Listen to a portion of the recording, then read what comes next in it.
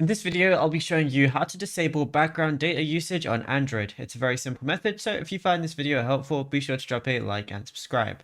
Now, disabling background data on Android is the best method to stop apps from secretly eating up your mobile data allowance and draining your battery when your phone is sitting in your pocket. You can either block background data globally for all apps at once, or target specific apps like Instagram or TikTok that hog the most data. So the fastest method to do it is the global block. And what you can go ahead and do is open up your settings application. Then from here, go over to like connections or network and internet, depending on what you see.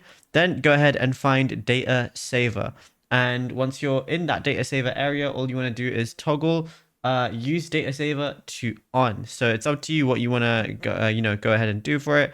And if I just go over to Wi-Fi, I can, go ahead and see more options as well. And yeah, it's literally as simple as that. There is nothing else to it. Now, if you found this video helpful, be sure to drop a like and subscribe. And also be sure to check out all our other tutorials that we've been posting on the channel as well, because there is a lot to go through and you might find something that you don't know about yet.